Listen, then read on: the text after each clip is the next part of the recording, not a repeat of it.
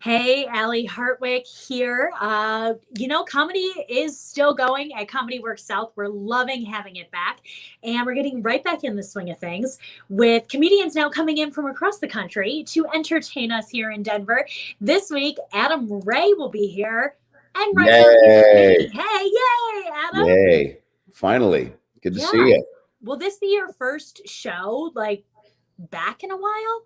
This will be my second time doing stand-up ever, but Ever. ever. But Wow. which is why I love Denver, because they take chances on young Jews, and a lot of cities won't do that. So I'm fired up. No, this is going to be, I think, I did shows maybe in May when things first shut down, which was, interesting because most of them were through Zoom like this. This is now normal because we've gotten back to some live shows. But at first it was just like, you're getting heckled by somebody turning around being like, Caleb, go back, go to bed.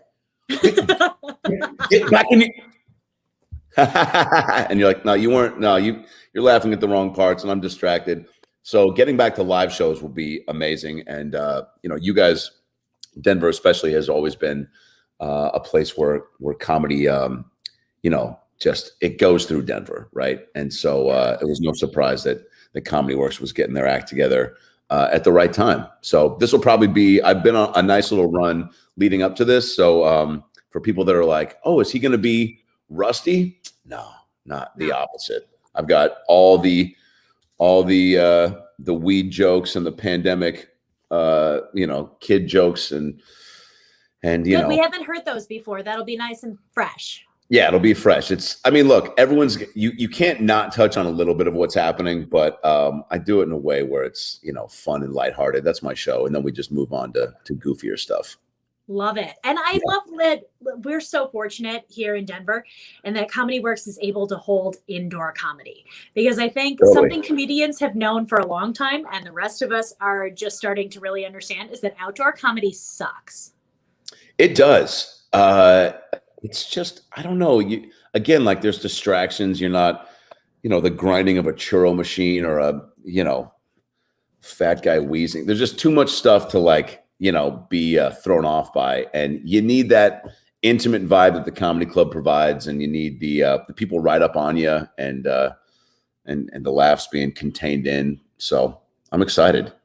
So in your Zoom shows that you've been doing, have you had any Zoom bombs? I feel like we need a name for that. And you got to tell me about it. I want to hear about you failing, Adam. Yeah. Well, you don't, I think it was Dr. Phil who said, if you don't fail, you don't grow. And if you don't grow, okay, then there's no room that, and look, I've filled out a Sudoku, while I was asleep once, and I'm not bragging. I'm just saying, look, if I make my wife wear a mask of my face while we have intercourse, that's just because I'm bored. We'll be right back. I did my niece's show and tell Zoom show, and I walked the principal. I did a bunch of standard kid internet jokes that I pulled up. I talked about being from Seattle, which is where they are. And I talked about how math was my favorite subject because it was the toughest one. And it was the one that I had to, it ended up being my favorite because I had to, try to conquer it with some BS. And, in actuality, I just want to be like, guys, 8 times 8, don't stress it. You're never going to need to know that. But the quadratic formula, just go ahead and check out now. This is not stuff you're going to be held up at gunpoint and someone's going to, be like, tell me if X is more than Y, And so my nieces are in there and they give me a crap intro and I'm like, all right, guys, I'll take it from here. And then they go, all right, so Adam, you were going to give some jokes for the kids? And I go, yeah. So I started doing the first joke. I'm like, what? Why was 6 afraid of 7? And all the kids are guessing adorably. They're like, 'cause 7. I'm like, no, I'll take it from here, Matt. You just go back to playing your video games. I know, I can tell you're not paying attention, dude. And then there's one kid named Caleb who would laugh so hard, but it was great at first. I was like, I got to take you on the road with me. And then it just got more to where he would, I'd go, why was the teacher wearing sunglasses? And then they all guess, because she thinks she's cool and she's not. And the teacher's right there. She's like, the hell, I'm right here. And this kid again is just like, ah, like laughing so hard. And I'm like, dude, it's getting condescending at this point. I know you don't actually think it's that funny. I don't either. I'm just trying to like play by the rules. And so then the last joke I do is, what did the traffic lights say to the truck? And I do a little voice for it. And I go, quit watching me. I'm changing. And I see the principal just go like this and just sign off. And her screen just goes black. My sister starts blowing me up. She's like, what'd you do? I go, what do you mean? She's like, I don't know. You're doing some buck naked traffic light. They're taking their clothes off for the kids. I was like, what? She's like, the principal called me freaking out that you're like talking about this traffic light, like doing a strip tease. And I'm like, gee, like people are so, you know, it's Mrs. Potato. Like, you know, people got to get out of their overly sensitive minds to think that like, and trying to read into things. The fact that she took what I said, not even what I said, and then spun it into something else and made it even worse. It was like, man, like even in a Zoom show and tell, there's a cancel culture. So nobody is safe. It's weird too. I bet those kids didn't think anything of it, but now that all the adults are reacting, they're suddenly like, "Oh my gosh, are we supposed to be freaking out about this?" That's a great point. Are we supposed to be freaking out? Is I think what a lot of adults who are bored think. They're just like, shouldn't we be outraged? It's like, no, if you don't feel like you are, don't try to. You know that there's a lack of something in your life when you are, and that's why I say don't sweat the small stuff because you never know when your time could be. And I don't want to get hit by a Four Loko truck, like mid-sentence being like, dude, Dr. Seuss, you know, you can't write, you know, and then you just get hit and that's it. And everyone's like, did he say something heroic? It's like, no, he was complaining about green eggs and ham and how, you know, Theodore Geisel wasn't really a Jew, you know, Dr. Seuss was Jewish, by the way. You know that, right? Yes, I do. Yeah. I know a little bit about him, mostly because like, when that whole, oh my God, they're canceling Dr. Seuss thing got blown out of proportion, I had to go research what was going on, which is something that I don't think a lot of people do these days. They take a headline and run. But they're books that like you've never read, I can guarantee it. Out of all the Dr. Seuss books that we've all read, the ones that become movies, the ones that now they're just a private company is choosing not to publish, you've never read them. You don't know what they're about. Yeah. So who cares if you stop publishing them? The last book I read, I think, was Where the Sidewalk Ends, and that's just like poems. It's actually kind of dark. Shel Silverstein, like when you read those as an adult, you're like, whoa, how did I handle this as a child? Yeah. How did I just not have nightmares every day? All the time. I did. Okay. So I think this has been talked about before. Did you ever read that book that was like about scary stories or something? And it was supposed to be for children. At least they had it at all the Scholastic book fairs and stuff. And there was a story about a girl who kept her head tied on with a ribbon. Oh, yeah. What was that?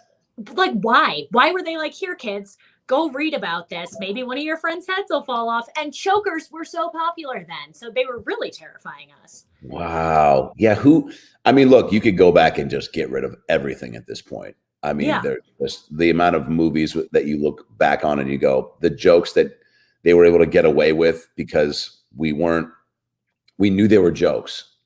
And that's the thing now is we still know they're jokes, but people just want to, we got a lot of bummers. People just want to take the fun out of most things, right? And there's truly anything. I mean, I could be like, oh, why do you have a white wall there in your house? So is that you couldn't do a darker wall? It's like, wait, what? No, I don't want to be inclusive. That was the whole point.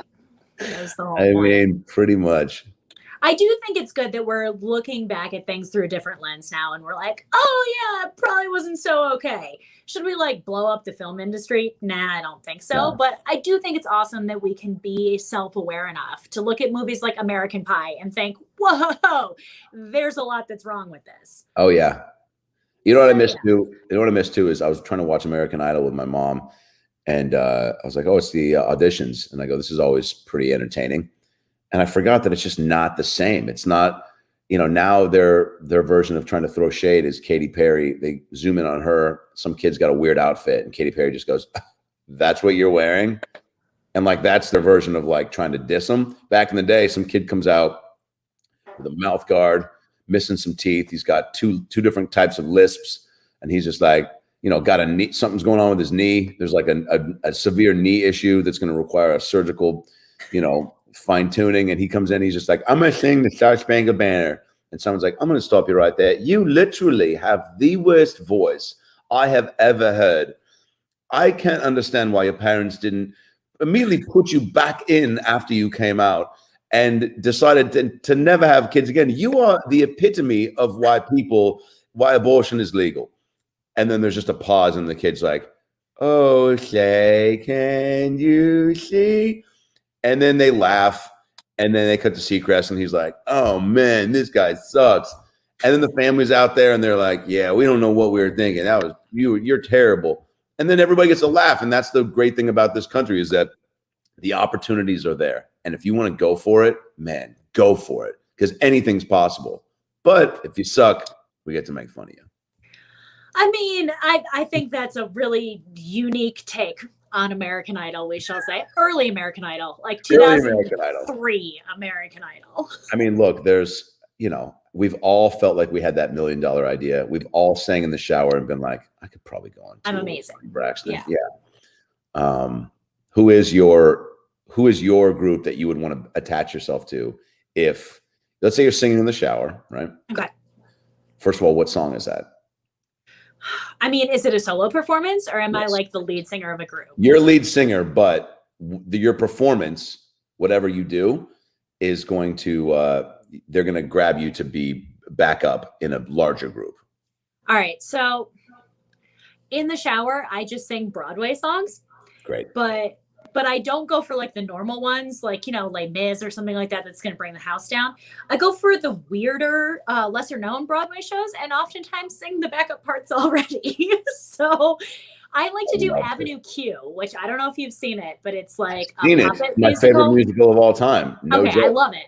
So my audition song when I audition for things and let people know I can't sing, I always do what do you do with the BA in English and then go right into It Sucks to Be Me. But I do all the different characters. So I basically have like a one-woman show. Yeah, so good. Good for you. Yeah. Wow. I would love to see you do all of Avenue Q, by the way. I would pay $20 to see that. I don't know if you, $20, I'll take it. I work in radio. Come on. That's. yeah. But that like I can only sing when I'm doing stupid voices. So the whole Kate Monster thing, that's right in my register. You feel like you're hiding behind something, yeah? Yeah, exactly. And if I'm not doing an impression, I can't sing. So then who's the group that you would want to go on the road with if they asked you? Oh, well, I mean, I need either the Spice Girls or Destiny's Child to get back together. So I can I just need to dance in the background. I've also always thought it would be really fun to be a hype man for a rap group or like a hip hop group where I don't really need to sing anything. I just am like, yeah, what? It would be great. That seems like the best job. And I don't know why there aren't more hype men and more jobs because it really adds an extra flair. I mean, there's some, I guess it's just rappers, right? DJs don't have it. But even like a guy at like Cold Stone Creamery should definitely come out and just hype people up. Places where you're not expecting there to be so much extra enthusiasm. I'm with you. You're like, oh, you don't like it, you love it. Size up. Yeah. Is there okay, so Spice Girls and Destiny's Child, if they did get together, who's headlining that? Because I'd want to say Destiny's Child, but Spice Girls is kind of the OG of that combo. And I think there's more people, there's more pieces attached. There are people where people have seen Beyonce a lot in the last handful of years. So are they going to be like, all right, that's not as special because now we're only gaining 2 members. Spice Girls, there's 5 that we haven't seen any of. You know what I'm saying? Yeah, they might have to do like a co-headlining thing where they alternate who's out when and they just kind of like go back and forth. Because I can't imagine like Beyonce ever opening for anyone, even as a part of Destiny's Child. And then like Victoria Beckham won't even tour with the Spice Girls anymore. So if we're going to get her back in this, she can't be billed as an opening act either. Dang. Yeah, I guess we just have to ask the fans, just tell us what you want, what you really, really want. I mean, they really want to zig zig ah, I think. What do they mean by that? Slam your body down and zig a zig ah. I mean, great question. Innuendo? I have no clue. If I ever get to interview a Spice Girl, I will ask them. I mean, I want to know what zig a zig ah means. I want to know what Informer's leaky boom boom now means. I couldn't tell you a single word to that song except for Informer, and then I just make sounds. Is it the song Informer and the band is Snow, or vice versa? The song is Informer. Yeah, and the band is Snow, I believe. Yeah, and I don't know any of the words except for And informal. you know, the gun is in the land. A licky boom boom. Do a Yeah, those are the contest on the words. radio It's just where if sounds. someone can sing 45 seconds of it, they get $45. Yes, but they have to get every word right. Every word. You miss one, you're done. Man, okay. If we need a ratings boost, I'm not going to credit you for that idea. We're just If we gonna need a take ratings boost, I like that that's going to be the thing that does it. Yeah, you don't know though. People are, I mean, you know, the amount I did realize though during this pandemic, nobody cares. Did you have double-digit friends reach out to you? during the pandemic. Yeah. Oh my God. I had like, what's it called? Zoom happy hours with double digits amount of people.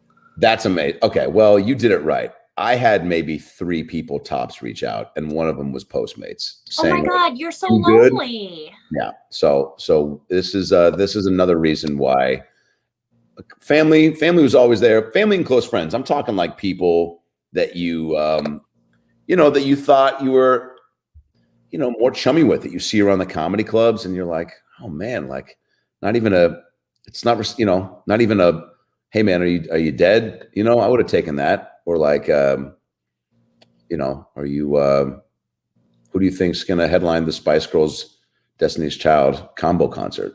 Yeah, But we got to work on that. It's going we'll to be work on rough to establish that lineup. Well, that makes me really sad that either you're such a like distant, cold-hearted person that nobody wanted to talk to you, or that you just don't have enough friends. It's a little bit of both. No, that wow, man, you really took that joke literally. Yeah, no, I did. I you know, it was the right amount of people. But I think what I learned was that some of the people that I reached out to that wasn't reciprocated, then I go, oh, cool. Like, good to know. Yeah. You know what I'm saying? Because I think Yeah. we all are floating around being like, I don't know. I don't know if maybe gals are better at this than dudes, of being like, just knowing who you're really like. I mean, look, I got best friends that are so flaky and so, you know, just I focus on the few good things I like about them, because when we hang, it's fun. But like one of them I have to go through his wife all the time because he's just so bad at communicating. But I don't hold that against him, because I go, I know when we get there, it's going to be awesome. Yeah. But gals on a whole, I feel like, are good at just weeding out the bad ones. Maybe. I don't know. I'm one of those people that like never reaches out, but as Regina George says, I don't send candy canes, I just get them. Like Oh my God. I'm super bad at like reaching out to people or making plans, but I always show up. Like I'm always there for a good time. I don't want to organize it, or like What was being drank during these happy hour Zooms, and how many people from the past? I mean, it depends. You have different groups. Like we had some work, like let's hang out with work people Zooms. Those didn't last very long. And then there were some family ones, and then there were some like high school friend ones. There were some Colorado friend ones. I don't know. I was really not sad when Zoom happy hours went by the wayside. Yeah. They were a lot of work, and I got really drunk on like all of them to make them more interesting. Dang, just to kind of pass the time. Yeah. Any great gossip that sprung out of those? No, I wish I had something good for you. There really like wasn't much. You just kind of like watched your friends have weird breakdowns and like bad lighting. That's worth the price of admission. By the way, that's how much people still, I mean, the fact that I even asked sincerely about gossip towards people I don't know at all. You don't know them even a little bit. But it's like, that's how much we're all just thirsty for other news that's not the news that's happening. Yeah. I really wish I could give you something great. Like, oh my God, in my family chat. But no. Nothing, huh? Nothing. I'm so sorry. It's okay. You know. I tried. I'm not doing my job at entertaining you. Yeah. Yeah. So what is the vibe in Denver? What can I expect? Are things open? Can I go to the zoo? Can I go to the baseball? Can I go to the Rockies games? Or yeah. Actually, I think opening day is while you're here. Yeah. But I don't know the whole policy on going. How many I probably fans, should. I'm like in media. I think I should know these things. But you might be able to go see a Rockies game. We're like in true Colorado fashion, just kind of dead center. We're not like Florida where COVID has never existed. But Nope. we're also not New York State where anyone who goes outside their house is being judged. Right. So it's kind of in between. People here are pretty chill about stuff, but at the same time, don't be a dick. I dig that. Yeah, don't be a dick is the kind of the main sentiment everywhere. It's like, if you want to wear your mask, wear your mask. If you don't, but don't judge about it. Like everyone's got their different level of comfort. Like even when I see people, I'm like, even just like gesture wise, you're like, oh, what do you want? Like, what's the move here? Do you want me to, are we hugging? Do you want me just to tap your elbow or suck your fist? Like, what makes you comfy right now? I know your kids are here. Like, what's the level of, can we high five? Can we chest bump? It's weird. Yeah, we're all having this exercise in social empathy. And I think some people are realizing they have none and they're real bad at it. Yeah, which is always good to learn. Yeah. Well, people are handling it really well too. Obviously the whole world is the problem, not you. That's what makes the most sense. It does. Yeah. Well, you're going to have to wear your mask most places here in Colorado. Comedy Works is doing a great job with all of their COVID protocols and social distancing. I am 100% going to sneeze. Thank God we are not in person because I don't want to sneeze on your face. But because of this impending sneeze, I'm going to wrap it up. We've also been talking for a real long time, mostly about perfect.